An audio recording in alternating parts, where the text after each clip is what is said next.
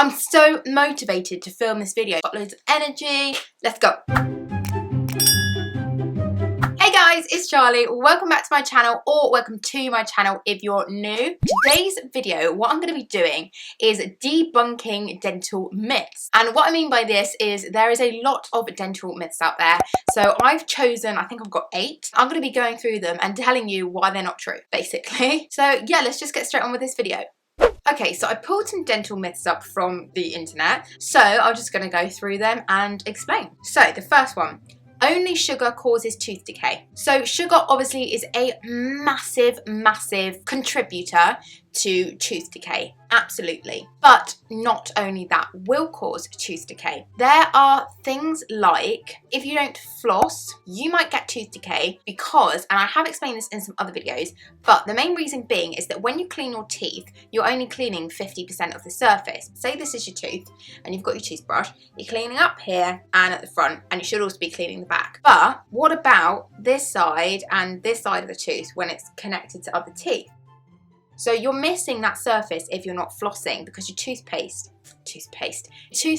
can't get in there. That could also be a reason for tooth decay. And it's not necessarily just if you've eaten sugary things. Any food, you know, it's trapping, it's getting old, it's getting a bit rotting, and it's gonna start causing some sort of cavity. Definitely not just sugar is gonna cause you tooth decay. Okay, moving on now. Diet drinks are better for you.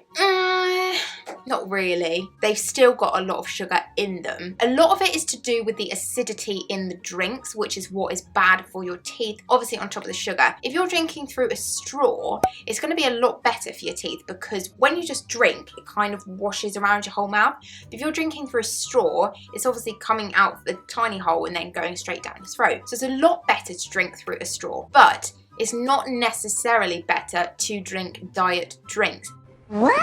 It might be better health-wise. Actually, I don't know. Is it better health-wise? It's not going to be better for your teeth because it's still a lot of acidity. It's still a lot of sugar, especially if you're drinking a lot of them, even diet drinks, because they've got too much in them that can rot your teeth. That's another one debunked. Okay, number 3 now. Fluoridated water isn't good for you. So I have done a video where I talked about when patients Google things about fluoride and then they phone up and they say they don't want to use fluoride toothpaste because it's bad for them. You need a lot of fluoride for it to actually make you sick. The amount of fluoride in toothpaste and the amount of fluoride in fluoridated water, it's not going to have any effect. It's certainly not bad for you, so please don't worry if your area has fluoridated water. It's fine. Next one, white teeth are healthy teeth. Not really. I've got white teeth because I whiten them, and my teeth are also healthy, but that's because I look after them. I brush twice a day, I floss once a day. White teeth happen a lot because people whiten them, myself included.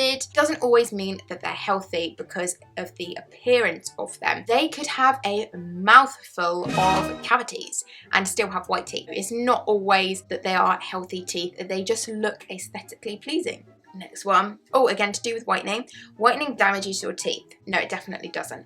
I whiten my teeth all the time. I know a lot of other people who whiten their teeth and their teeth are fine. A lot of people say it damages the teeth because you get sensitivity. The only reason you get sensitivity is because there is hydrogen peroxide, I was going to say hydrogen chloride, hydrogen peroxide in the whitening gel, and that is the thing that makes your teeth sensitive. But what a lot of whitening gels do now is that they reduce the percentage of the hydrogen peroxide in the gel.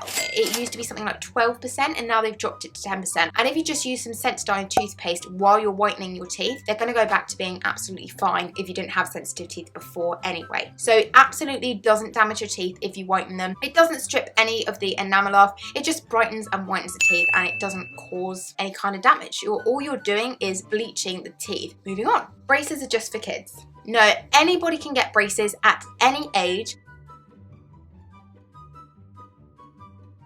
Children under the age of 18 can get it on the NHS if they qualify. There is a list of criteria that you have to meet if you want braces on the NHS. Because they are free for the patient, obviously somebody has to pay for it, which is the NHS, but the patient will get them for free. But they're definitely not just for children. If you don't meet the criteria, you can absolutely still have braces. You'll just have to pay privately for them. And that applies as well to adults. In my practice currently, we only do private braces and all of our patients are adults that are having them done. Absolutely not just for kids, they are for anybody of any age. It's just that if you're over 18, you will need to pay privately, but you absolutely can have braces at any age. Okay, the next one, you should rinse your mouth out with water after brushing your teeth.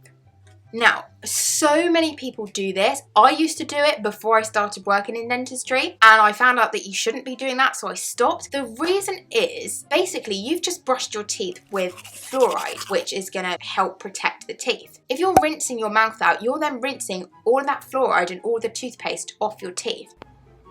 So it actually becomes ineffective. So actually, there was no point in brushing your teeth in the first place if all you're doing afterwards is rinsing it out with water. No way. Same with mouthwash. So a lot of people will use mouthwash immediately after brushing their teeth, but this is going to do exactly the same thing. Now, mouthwash does have fluoride in it, but not the same amount that it would have in toothpaste unless you get specialist mouthwash. Basically, what you're doing is washing off all the fluoride that you've just put on your teeth from the toothpaste and replacing it with only a small amount that's in the mouthwash, and obviously that's only quickly going over your teeth. Oh my god.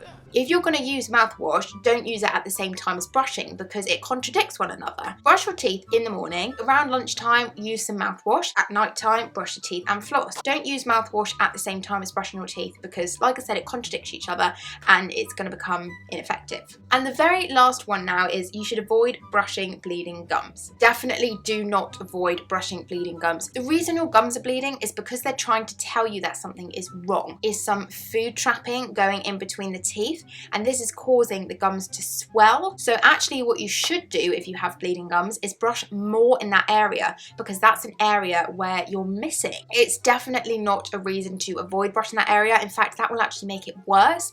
And if you do see bleeding and you continue to brush and it still bleeds, that's okay. It should bleed for a few more times and then it should calm down if you're brushing it all correctly. Same with flossing. When you just start flossing, your gums are absolutely going to bleed because they've got a lot of build-up in between them. But after a couple of times, 2, 3, 4 times of flossing, the bleeding is going to slow up and stop altogether because you're cleaning it properly and you're getting your gums back to health. Gum disease is absolutely reversible depending on which stage you're at. Gingivitis is the early stages of gum disease. That is absolutely reversible by proper cleaning, proper flossing. So if you do have bleeding gums, do not avoid that area. Brush more in that area. Just go and see your dentist if you're worried. So that actually brings me to the end of this video. I found that quite fun. I think I might do some more of them and get another little mini series going on my channel. Thank you guys so much for watching. If you liked it, pop a comment in the box below and let me know what else you guys want to see. If you liked this video, please give it a thumbs up,